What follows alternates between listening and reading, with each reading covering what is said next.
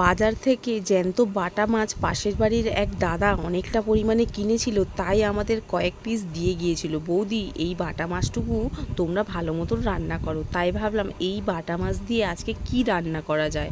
তো আজকের ভাবলাম সেই মায়ের বানানো বাটা মাছের একটা দারুণ রেসিপি বানাই। এই রেসিপিটা থাকলে না এক থালা ভাত নিমেষেই শেষ হয়ে যাবে, আর সাথে না শরীরও ঠান্ডা থাকবে আর পেটও ঠান্ডা হয়। আমি যেই সবজিটা দিয়ে বাটা মাছ রান্না করব, তো সেই সবজিটা দিয়ে কিভাবে বাটা মাছ রান্না করলে তবে কিন্তু শরীর পেট ঠান্ডা থাকে, সেই সমস্ত পুরো ভিডিওটা তোমরা দেখলে সেটা কিন্তু জানতে পারবে। তো প্রথমেই বাটা মাছের মধ্যে নুন হলুদ মাখিয়ে রেখে দিয়েছি। এদিকে কিন্তু সমস্ত সবজি আমি কেটে নিয়েছি। এদিকে নিয়েছি থোড়, যেটার কথা আমি বলেছিলাম।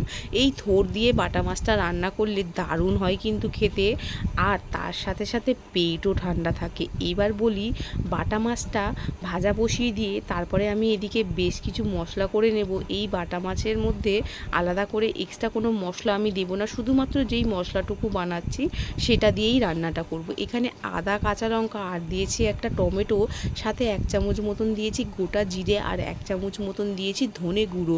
এবার অল্প পরিমাণে জল দিয়ে এটাকে মিহি পেস্ট করে নেব। এই মশলাটুকু দিয়েই কিন্তু আমি বাটা মাছের ঝোলটা আজকের বানাবো। প্রায় অনেক দিন আগে মায়ের বাড়িতে গিয়েছিলাম, মা একদিন থোড় দিয়ে মাছের ঝোল রান্না করে খাইয়েছিল, এতই ভালো লেগেছিল। আমি কিন্তু কোনোদিনও থোড় দিয়ে মাছের ঝোল খাইনি, তবে এই প্রথমবার মায়ের হাতে থোড় দিয়ে মাছের ঝোল খেয়ে এতই ভালো লেগেছিল, বাড়িতে ফিরে অনেক দিন ধরেই ভাবছিলাম যে কবে বানাবো।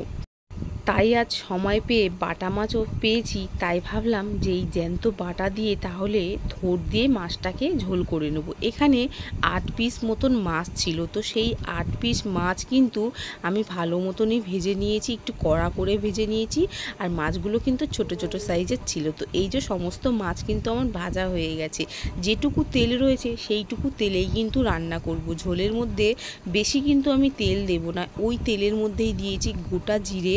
গোটা জিরেটা হালকা চটপট করে উঠলে এখানে সমস্ত সবজি দিয়েছি। আমি কি কি সবজি নিয়েছি সেটা তো তোমাদেরকে বলা হলো না। এখানে দিয়েছি আলু, বিনস, গাজর, আর সাথে দিয়েছি থোড়।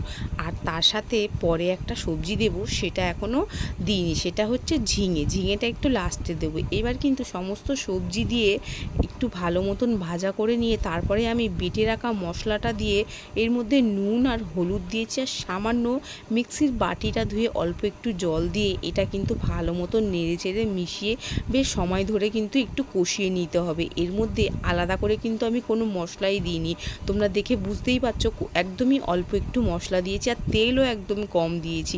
এবার কিন্তু এর মধ্যে আমি দিয়ে দিলাম ঝিঙেটা। হ্যাঁ, ঝিঙেটা দিলে শরীরটাও ঠান্ডা থাকে। এই ঝিঙে আর সাথে হচ্ছে কি মানে এই সবজিগুলো দিলে খুবই ভালো লাগে। আর তার সাথে থোড় আর ঝিঙেটা দুটো কিন্তু মানে খুব ভালো কাজ করে শরীরের পক্ষে।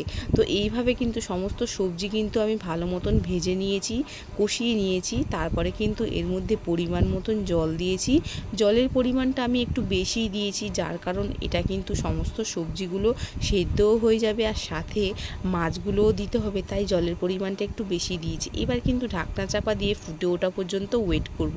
ফুটে যাওয়ার পর সমস্ত মাছ দিয়ে আরও বেশ কিছুক্ষণ ফুটিয়ে নেব। ব্যাস, আমার কিন্তু বাটা মাছের ঝোল রেডি। এই বাটা মাছের ঝোলটা না এত দুর্দান্ত হয়েছিল খেতে, না বলার মতন নয়। আমি তোমাদের যদি খাওয়াতে পারতাম তাহলে আমার থেকে বেশি খুশি আর কেউ হতো না।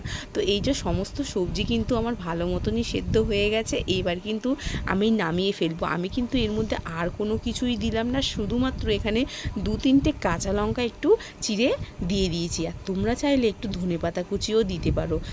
আমার কাছে ধনেপাতাটা ছিল না, তাই আর দিলাম না। তোমরা কিন্তু এই রান্নাটা করলে একটু ধনেপাতা কুচি দিয়ে দেবে। এবার কিন্তু আমার কিন্তু বাটা মাছের ঝোলটা রেডি হয়ে গেছে। আর ঝোলটা যখন ফুটছিল তখন কিন্তু দারুণ একটা গন্ধ বেরোচ্ছিল এই যে। আর ঝোলের কালারটাও কিন্তু কি দারুণ এসছে। অনেকেই এই বাটা মাছের ঝোল ভেবে খাবে না, তবে এই রকমভাবে একটু রান্না করে দিলে তো যে কেউ খেয়ে নেবে। তো আজকের আমার এই বাটা মাছের ঝোলের রেসিপিটা তোমাদের কেমন লাগলো সেটা কিন্তু অবশ্যই জানিও। টাটা।